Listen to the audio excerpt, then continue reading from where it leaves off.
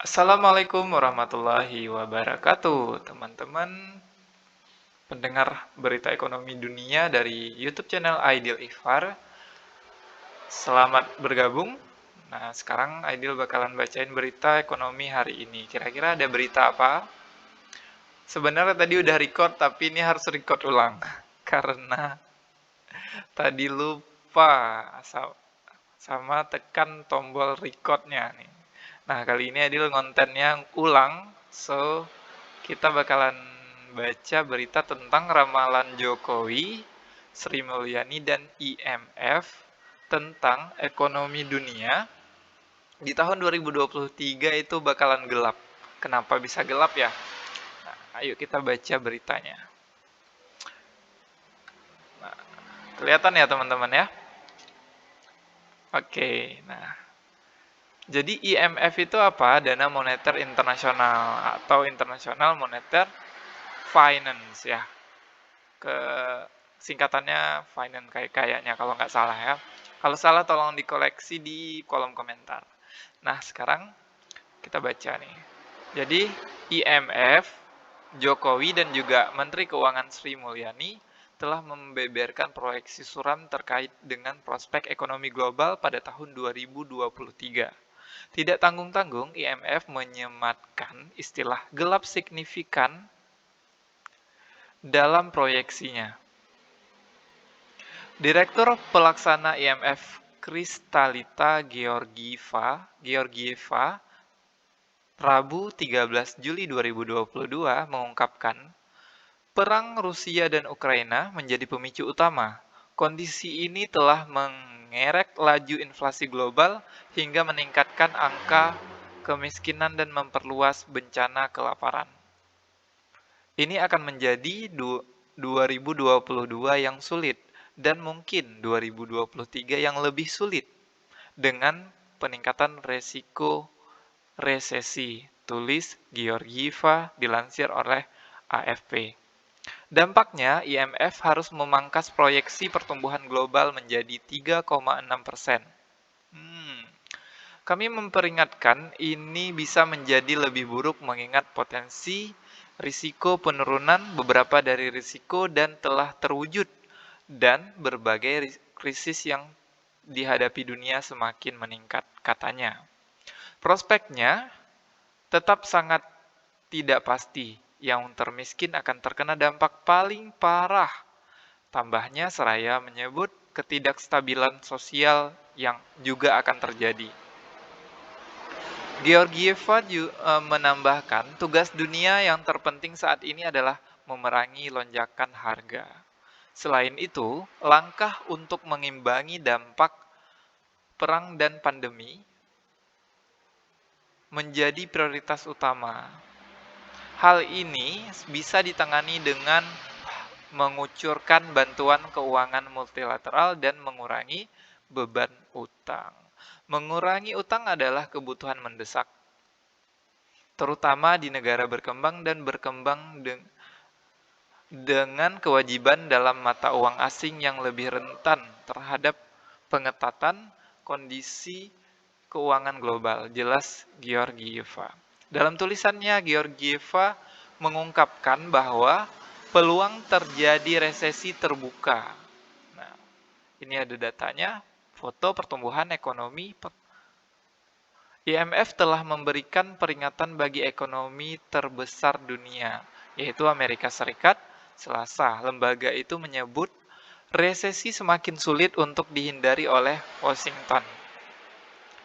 Dalam sebuah rilis, IMF memangkas perkiraan pertumbuhan Amerika Serikat tahun 2022 menjadi 2,3% dari sebelumnya 2,9% yang dirilis akhir Juni.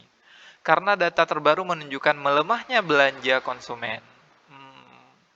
Terus juga IMF juga memangkas perkiraan pertumbuhan PDB real 2023 menjadi 1,0% dari 1,7% pada pengumuman 24 Juni.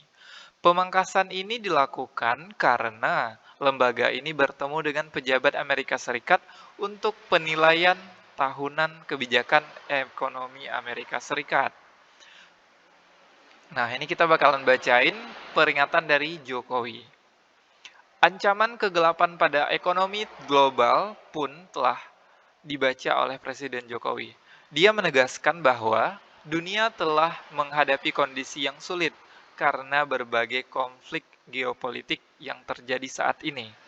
Memang dunia pada posisi yang tidak mudah, pada keadaan yang sangat sulit, kata Jokowi. Dalam sambutan di Silatnas dan Ultah ke-19 Persatuan Purnawirawan TNI Angkatan Darat di Sentul, Bogor, Jumat 5 Agustus 2022. Terus kemudian seperti apa tahun depan akan gelap, cerita Jokowi. Namun, Jokowi berupaya meluruskan bahwa hal ini tidak akan dialami Indonesia. Ini bukan Indonesia, ini dunia. Hati-hati, bukan Indonesia yang saya bicarakan tadi. Wah, berarti ini kegelapannya bukan di Indonesia ya, dunia. Indonesia juga masuk ke dunia ya kayaknya. Tapi kita nggak tahu ke depannya di tahun 2023, semoga harapannya ekonomi Indonesia semakin membaik ya. Kendati bukan Indonesia, efek dari ancaman suramnya ekonomi global dapat mempengaruhi kondisi perekonomian dunia dalam negeri. Bahkan, RAPBN 2023 yang telah disiapkan pemerintah telah mengakomodir risiko guncangan dari faktor eksternal tersebut.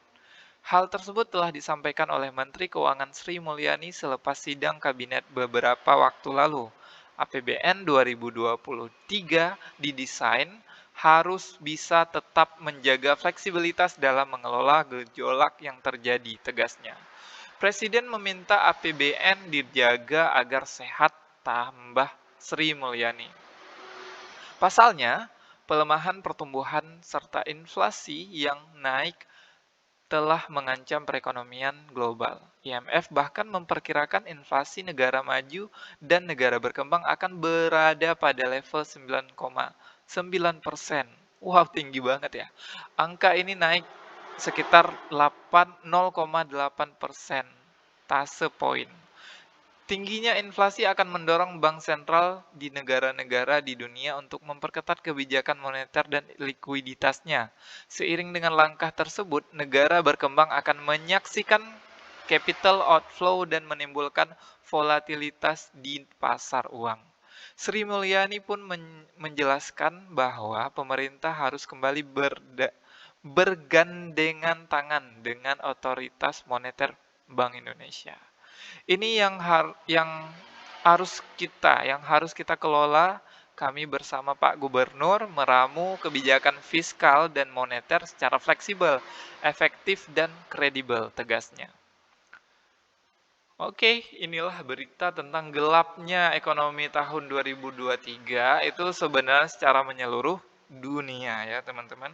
Jadi bukan untuk Indonesia, tapi tetap berbicara dunia berarti otomatis efeknya itu akan akan dirasakan juga oleh Indonesia, walaupun memang karena kita sudah endemi dan perekonomian mulai bangkit kembali, tapi tetap ya yang namanya krisis tetap akan berefek juga ke Indonesia, karena secara ekonomi kan, secara dunia kita pasti berhubungan dengan negara-negara lain, apalagi efek dari perang dan juga pandemi yang kita alami pasti akan sangat-sangat berpengaruh. Jadi gelap tidaknya ekonomi dunia 2023, kita harus tetap bersiap-siap lah, istilahnya gitu ya. So, demikian nih untuk baca berita kali ini. Hari ini Adil cuma punya satu konten, karena menarik nih judulnya, makanya Adil bacain untuk teman-teman semuanya. Jangan lupa di like, comment, dan share video ini, dan juga subscribe dan nyalain tombol notifikasinya biar teman-teman selalu dapat updatean dari video-video yang Adil upload. Terima kasih. Assalamualaikum warahmatullahi wabarakatuh.